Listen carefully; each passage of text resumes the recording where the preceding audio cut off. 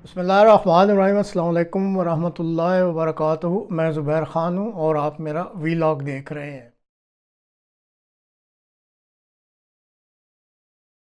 ਓਏ ਤੁਹਾਨੂੰ ਪਤਾ ਜੁਮੇ ਵਾਲੇ ਦਿਨ ਕੀ ਹੋਇਆ? ਜੁਮੇ ਵਾਲੇ ਦਿਨ 26 ਬੰਦੇ ਸਿਆਲਕੋਟ ਡਸਕੇ ਦੇ ਵਿੱਚ, ਜਿਨ੍ਹਾਂ ਨੂੰ ਅਸੀਂ ਕਾਦੀਆਨੀ ਅਹਿਮਦੀ ਕਹਿੰਦੇ ਆ ਨਾ, ਉਹ ਜੁਮਾ ਪੜਦੇ ਫੜੇ ਗਏ ਨੇ ਯਾਰ। 26 ਬੰਦੇ ਇਸਲਾਮਿਕ ਰਿਪਬਲਿਕ ਆਫ ਪਾਕਿਸਤਾਨ ਦੇ ਵਿੱਚ 26 ਬੰਦੇ ਮਸਜਿਦ ਦੇ ਵਿੱਚ ਜੁਮਾ ਪੜ ਰਹੇ ਸੀ। ਮੌਲਵੀਆਂ ਨੇ ਚੁੱਪ ਕਰਕੇ ਉਹਨਾਂ ਦੀ ਮੁਖਬਰੀ ਕੀਤੀ, ਪੁਲਿਸ ਨੂੰ ਸ਼ਿਕਾਇਤ ਲਾਤੀ।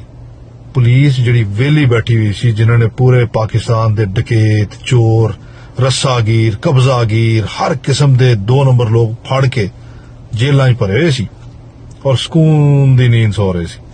ਇੱਕਦਮ ਮੌਲਵੀ ਨੇ ਕਿਹਾ, ਯਾਰ ਬੰਦੇ ਵਿਹਲੇ ਬੈਠੇ, ਇਹਨਾਂ ਨੂੰ ਕੰਮ ਤੇ ਲਾਈਏ। ਇਹਨਾਂ ਨੇ ਕੀਤਾ ਫੋਨ, ਇਹਨਾਂ ਨੇ ਕਿਹਾ, ਓਏ ਪੁਲਿਸ ਵਾਲਿਓ, ਤੁਹਾਨੂੰ ਨਹੀਂ ਪਤਾ ਕੀ ਹੋ ਰਿਹਾ? ਉਹ ਡਸਕੇ ਦੇ ਵਿੱਚ ਜੁਮੇ ਵਾਲਾ ਦਿਨ ਹੈ ਅੱਜ, ਤੇ ਮਸਜਿਦ ਜਿੱਥੇ ਬਾਹਰ ਲਾ ਇਲਾਹਾ ਇल्लल्लाह ਮੁਹੰਮਦ ਰਸੂਲੁल्लाह ਲਿਖਿਆ ਹੋਇਆ, ਅੰਦਰ ਲੋਕੀ ਨਮਾਜ਼ ਬਰਸਈ ਨਮਾਜ਼ ਪੜ ਰਹੇ ਨੇ, ਜਾ ਕੇ ਫੜੋ ਉਹਨਾਂ ਨੂੰ। ਪੁਲਿਸ ਨੇ ਜਨਾਬ ਜੀ ਨਫਰੀ ਫੜੀ, ਕੋਈ 200 ਬੰਦਿਆਂ ਦੀ ਨਫਰੀ 26 ਬੰਦਿਆਂ ਨੂੰ ਫੜਨ ਗਈ। ਔਰ ਉਹ ਕੀ ਕਰ ਰਹੇ ਸੀ? ਅੱਲਾਹੁ ਅਕਬਰ, ਅਸ਼ਹਦੁ ਅਨ ਲਾ ਇਲਾਹਾ ਇल्लल्लाह, ਅਸ਼ਹਦੁ ਅੰਨ ਮੁਹੰਮਦ ਰਸੂਲੁल्लाह, ਹਯ ਅਲਲ ਸਲਾਹ, ਹਯ ਅਲਲ ਫਲਾਹ, ਅੱਲਾਹੁ ਅਕਬਰ, ਲਾ ਇਲਾਹਾ ਇल्लल्लाह। ਔਰ ਤੁਹਾਨੂੰ ਪਤਾ ਹੈ ਇਸ ਤਰ੍ਹਾਂ ਦੇ ਵਾਕਿਆਤ ਕਦੋਂ ਹੁੰਦੇ ਰਹੇ ਨੇ? ਉਸ ਦੌਰ ਚ ਹੁੰਦੇ ਰਹੇ ਨੇ ਜਦੋਂ ਨਬੀ ਕਰੀਮ ਸੱਲੱਲਾਹੁ ਅਲੈਹਿ ਵਸੱਲਮ ਤੇ ਆਪ ਸੱਲੱਲਾਹੁ ਅਲੈਹਿ ਵਸੱਲਮ ਦੇ ਸਹਾਬਾ ਇੰਜ ਹੀ ਨਮਾਜ਼ਾਂ ਪੜ੍ਹਦੇ ਸੀ, ਇਸੇ ਤਰ੍ਹਾਂ ਹੀ ਇਬਾਦਤਾਂ ਕਰਦੇ ਸੀ। ਮਸਜਿਦਾਂ ਦੇ ਵਿੱਚ ਜਾ ਕੇ ਕੁਫਾਰ ਕੀ ਕਰਦੇ ਸੀ? ਸੇਮ ਇਹੀ ਕੰਮ ਜਿਹੜੇ ਅੱਜ ਪਾਕਿਸਤਾਨ ਦੀ ਹਕੂਮਤ ਪੁਲਿਸ ਨੂੰ ਕਹਿ ਕੇ ਕਰਵਾ ਰਹੀ ਹੈ।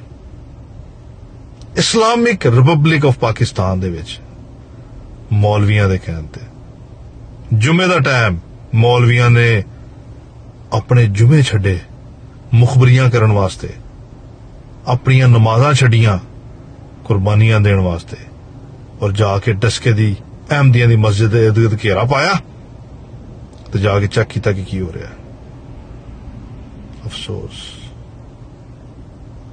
ਅਫਸੋਸ ਕਿ ਸਾਡੀ ਗੌਰਮੈਂਟ ਖੁਦ ਇਹਨਾਂ ਚੀਜ਼ਾਂ 'ਚ ਇਨਵੋਲਵ ਹੈ। ਕਾਸ਼ ਇਹ ਲੋग ਪਾਕਿਸਤਾਨ ਦੀ ਜਨਤਾ, ਪਾਕਿਸਤਾਨ ਦੀ ਆਵਾਮ ਅੱਖਾਂ ਖੋਲੇ ਕਿ ਮੌਲਵੀ ਇਹਨਾਂ ਨੇ ਕੀ ਕਰ ਰਹੇ ਨੇ। ਮਗਰ ਮੈਂ ਇੱਕ ਗੱਲ ਜਾਣਨਾ 100% ਇਸ ਚੀਜ਼ ਦੇ ਵਿੱਚ ਕੋਈ ਸ਼ੱਕ ਨਹੀਂ ਕਿ ਗੌਰਮੈਂਟ ਆਪਣੀਆਂ ਕਮਜ਼ੋਰੀਆਂ ਛੁਪਾਉਣ ਵਾਸਤੇ ਮਜ਼ਹਬ ਕਾਰਡ ਭਰਪੂਰ ਤਰੀਕੇ ਨਾਲ ਇਸਤੇਮਾਲ ਕਰ ਰਹੀ ਹੈ। ਯਕੀਨ ਕਰੋ, ਦਿਨ ਉਹ ਵੀ ਨਹੀਂ ਰਹੇ ਤੇ ਦਿਨ ਇਹ ਵੀ ਨਹੀਂ ਰਹਿਣੇ। ਬੁਰੇ ਤਰੀਕੇ ਦੇ ਨਾਲ ਫੜੇ ਜਾਓਗੇ ਔਰ ਸਾਨੂੰ ਦੁੱਖ ਹੋਏਗਾ ਕਿ ਜਦੋਂ ਅੱਲਾ ਦੀ ਪਕੜ ਤੁਹਾਨੂੰ ਪੈਣੀ ਹੈ, ਕੋਈ ਬਚਾਉਣ ਵਾਲਾ ਨਹੀਂ ਬਣਾ।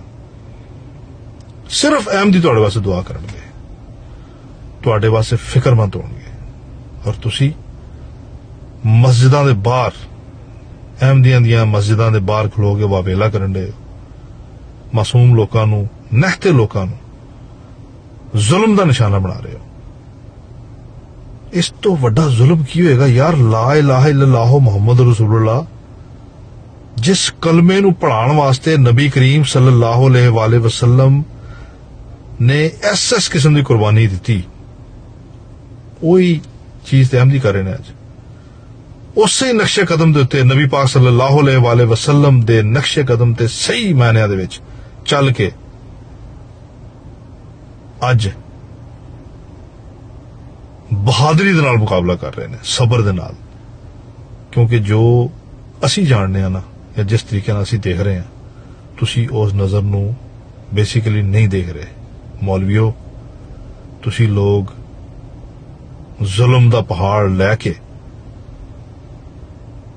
ਹਰ ਲਿਹਾਜ਼ ਦੇ ਨਾਲ ਖੁਦਾਈ ਦਾਅਵੇ ਕਰ ਰਹੇ ਹੋ। ਲੇਕਿਨ ਯਾਦ ਰੱਖਣਾ, ਖੁਦਾ ਬਹੁਤ ਵੱਡਾ ਹੈ।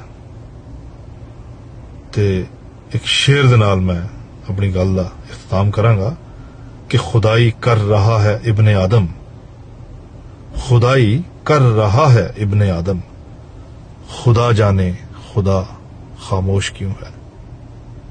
अल्लाह को बचो। अस्सलाम वालेकुम।